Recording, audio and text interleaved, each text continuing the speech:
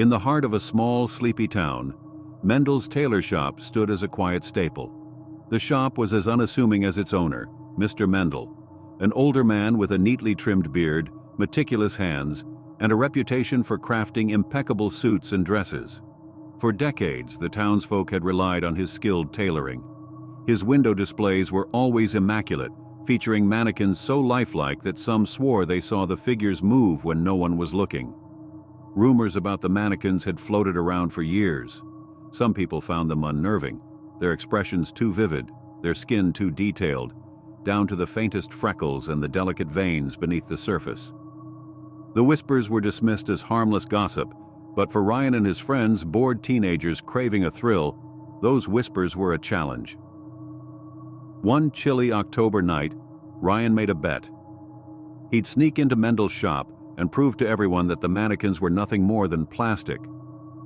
The idea seemed harmless enough, a silly dare to break the monotony of small-town life. But as he stood outside the shop that night, staring at the shadowy figures in the window, a knot of unease began to form in his stomach. The mannequins seemed different under the pale moonlight, their faces frozen in expressions of quiet distress. Ryan jimmied the lock, his hands trembling, and pushed the door open. A faint chime from an old bell echoed through the empty shop. Inside, the air was thick and heavy, carrying a smell that made him wrinkle his nose. Something earthy and metallic, faintly sour. The dim light from the street lamps outside barely illuminated the room, but it was enough to see the mannequins. Rows of them lined the walls, their lifelike features catching the flickering light. Each one was dressed in intricate garments, the stitching impossibly precise, the fabric delicate. Ryan stepped closer, squinting at the nearest figure. The skin wasn't smooth and artificial like he'd expected. It was textured, with pores, faint scars, and even the delicate creases around the knuckles. His breath hitched. It looked real.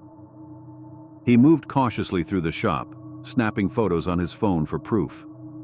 Each mannequin he passed seemed more human than the last, their eyes glassy yet eerily aware. His curiosity deepened when he noticed a rug behind the counter, slightly askew, revealing the edge of a trap door. Ryan hesitated, his heart pounding, but the pull of the mystery was stronger than his fear. He lifted the trap door and descended into a narrow stairwell. The air grew colder with every step, and the metallic smell intensified. When he reached the bottom, he froze. The basement was a grotesque workshop. Human skins were stretched taut over wooden frames, their features preserved in horrifying detail. Some were incomplete, faces missing eyes or mouths, torsos flayed open like grotesque puzzles. Jars of preserved organs lined the shelves, their contents floating in murky liquid. At the center of the room was Mr. Mendel. His back was to Ryan, but the sound of scissors snipping and the gentle hum of a sewing machine filled the air. He was working on something, or someone. Ryan squinted and realized with mounting horror that the mannequin on the table wasn't a mannequin at all. It was a body. The skin had been removed with chilling precision, leaving raw muscle and bone exposed. Mr. Mendel's hands moved with practiced ease, stitching a new piece of skin into place. Ryan's stomach churned, bile rising in his throat. A floorboard creaked beneath his weight, and Mendel's head snapped up. His face was pale, his eyes cold and sharp. "You shouldn't be here," he said, his voice calm but dripping with menace. Ryan stumbled back, his pulse roaring in his ears. Mendel moved with unsettling speed, grabbing a large pair of scissors as he advanced. Panic overtook Ryan, and he bolted up the stairs, the old man's footsteps close behind. Bursting out of the shop, Ryan ran blindly into the night. He didn't stop until he reached his house, slamming the door behind him and locking every bolt. His chest heaved, his hands trembling as he tried to pull up the photos on his phone. But every image was gone, replaced with black screens and static. The next morning, Ryan convinced his friends to come with him to the shop. The police were called, but when they arrived, the basement was gone. The trapdoor had vanished and the mannequins looked ordinary. No pores, no scars, just lifeless plastic. Mr. Mendel greeted them with a polite smile, his demeanor unshaken. The police found no evidence, and Ryan's friends began to doubt his story. That night, as Ryan lay in bed, his thoughts spiraled. Had he imagined it? Was it all some twisted hallucination? He was pulled from his thoughts by a faint tapping at the window. Slowly he turned his head, his heart hammering in his chest. Standing in the yard was one of Mendel's mannequins. Its glassy eyes stared directly at him, unblinking. In the faint glow of the streetlight, he could see the unmistakable texture of human skin. The next morning, Ryan's room was empty. His bed was neatly made, his belongings untouched. On his pillow lay a single note, stitched onto a patch of human skin. Perfect fit.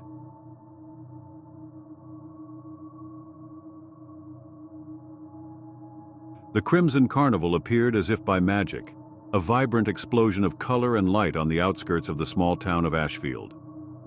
One evening, the field by the old train tracks was barren, the grass overgrown and swaying in the autumn breeze.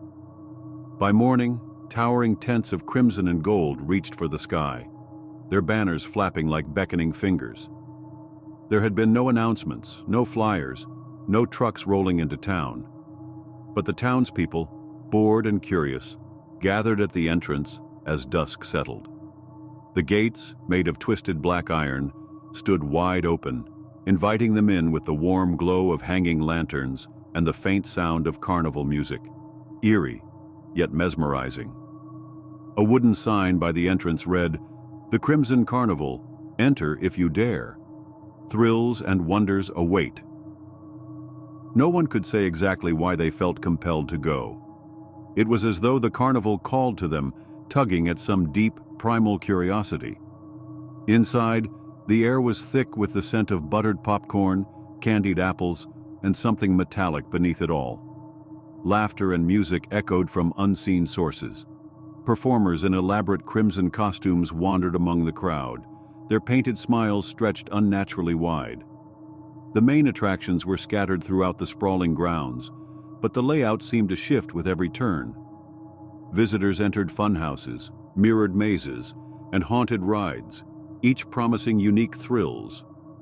But the initial delight turned to confusion, then dread, as they realized the exits didn't lead back to the carnival's main grounds. Instead, they found themselves in a labyrinth of horror. Lucy and her younger brother Ben had been separated from their parents shortly after entering. The pair wandered aimlessly, their excitement turning to unease as the laughter and music grew distorted, like an old record playing at the wrong speed. "I don't think this is part of the carnival," Lucy whispered, gripping Ben's hand tightly. They stumbled upon a carousel, its once bright horses now faded and cracked, their eyes hollow.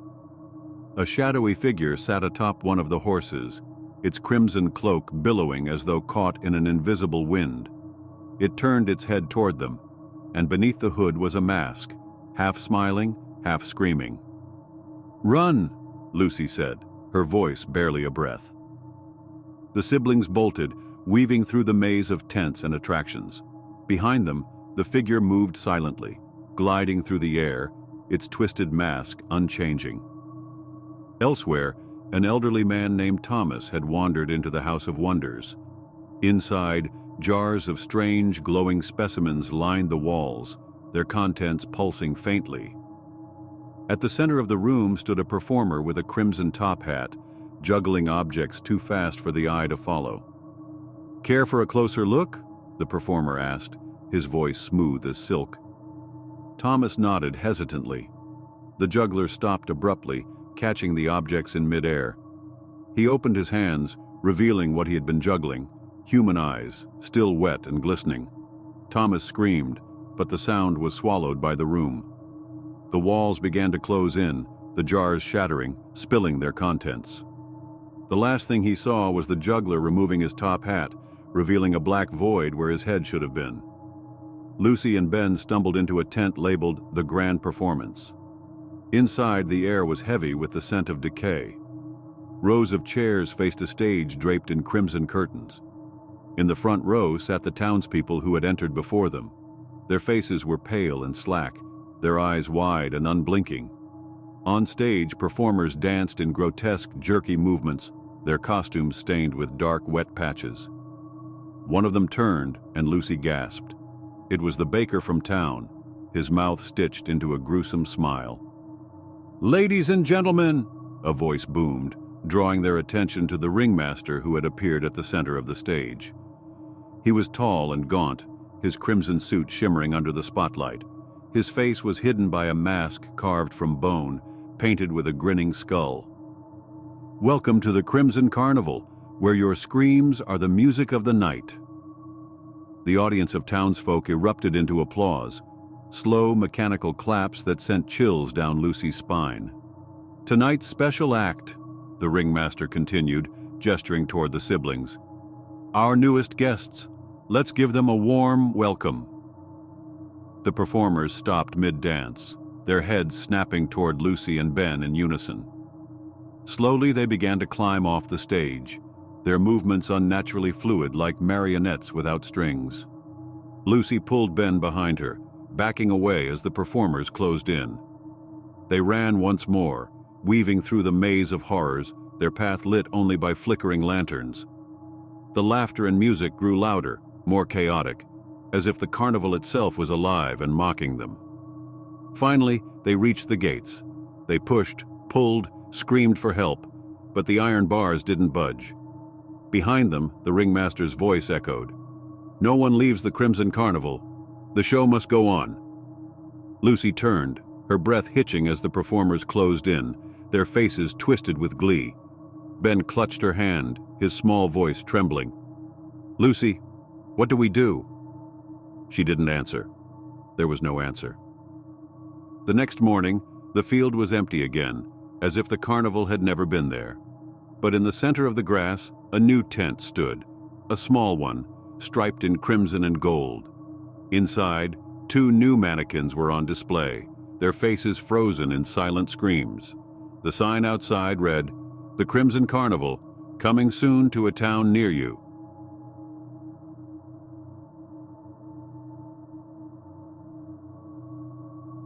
The storm began like any other winter squall, gray clouds rolling in over the mountain peaks, the faint whisper of wind through the trees. The guests at Pine Ridge Ski Lodge paid it no mind. After all, storms were part of the charm. The lodge, nestled in a remote valley of the Rockies, promised the perfect winter escape: roaring fireplaces, miles of pristine ski slopes, and the serene isolation of snow-covered wilderness. But this storm wasn't like the others. By nightfall, it had swallowed the landscape in a churning wall of white. The snow fell thick and relentless, piling up against windows and doors, burying cars, and cutting off all roads in and out. The staff assured everyone that this was temporary. "It's just a freak blizzard," said Claire, the lodge manager. "We've got supplies, and the snowplows will reach us soon." Her words brought little comfort as the wind howled like a living thing, rattling the walls and sending icy drafts snaking through the lodge. That first night, the power flickered and failed. The backup generator kicked in, casting a dim, uneasy glow over the guests gathered in the lounge. They laughed nervously, swapping ghost stories and sipping hot cocoa by the fire. But the laughter faded when Mitch, the maintenance man, left to check the generator after it sputtered unexpectedly. He didn't come back. At first, no one was too concerned. Mitch was capable, resourceful, and probably just dealing with the storm's wrath. But when he didn't return after an hour, Claire sent a couple of volunteers to look for him. They came back pale-faced and trembling, reporting only a single set of footprints in the snow leading away from the lodge, footprints that vanished abruptly into the blizzard. By morning, it was clear Mitch wasn't coming back. The second day brought no relief. The snow continued to fall, heavier and wetter, dragging tree branches low and burying the lodge up to the second-story windows. Phones were dead, radios useless. The guests tried to stay optimistic, organizing group activities to distract themselves. But as night fell, the storm seemed to grow louder, the wind carrying with it strange, almost human sounds, moans, cries, and laughter that echoed eerily through the whiteout. Jessie, one of the ski instructors, disappeared that night. She'd been sitting near the fire when the sound of tapping came from the back door. Everyone froze. It was rhythmic and deliberate, too even to be the wind. "Maybe it's Mitch," someone suggested, though the fear in their voice betrayed their doubt. Jessie grabbed a flashlight and approached the door, calling his name. The tapping stopped. Everyone held their breath as Jessie reached for the handle, but before she could touch it, the door burst open with a blast of icy wind, snuffing out the fire. Shadows danced in the chaos, and a pale, elongated arm reached through the doorway, yanking Jessie into the night. The door slammed shut, and she was gone. The remaining guests panicked, barricading every entrance with furniture and wood planks. The lodge became a fortress, but the sense of safety was fragile. The tapping started again, moving from door to window to wall as if testing their defenses. Tom, a father of two, was the next to vanish. He scraped frost from a window to peer outside, desperate to see what was hunting them. His scream echoed through the lodge, and when the others rushed to his side, they found the window open and the snow drifting in. Tom was gone. The survivors began to unravel. Some blamed the storm, others the lodge itself, as if it were cursed. But Claire pieced together the truth. Something in the storm was hunting them, something that moved with the blizzard, using it as cover. That night, the survivors saw them for the first time. The creatures emerged from the snow like phantoms, their skeletal frames wrapped in translucent, frost-bitten skin. Their eyes were empty sockets that oozed icy vapor, their mouths gaping black voids filled with jagged, glass-like teeth. They moved with an unnatural grace, their long limbs dragging through the drifts as they circled the lodge. One by one, they picked off the survivors. The storm seemed to intensify whenever someone disappeared. The wind grew louder, the tapping more insistent, and the creatures bolder. Those who tried to flee into the storm were never seen again. Those who stayed behind barricaded themselves in the basement, clutching makeshift weapons and praying for dawn. But dawn never came. On the fifth night, the creatures broke through. The cellar door splintered, and the frost-bitten ones poured in. The last candle flickered out as the survivors' screams were swallowed by the storm. When rescue teams finally arrived days later, the storm had passed, leaving the lodge buried in silence. They found no bodies, no signs of a struggle, only empty rooms and frost-covered windows. On one window, a single message was scrawled in frozen condensation: "Beware the storm, they come with it." To this day, locals whisper about Pine Ridge Ski Lodge and the fate of its guests. And when the winds howl through the valleys and the snow falls thick and fast, they warn travelers to stay indoors, lest they join the ranks of the frostbitten ones.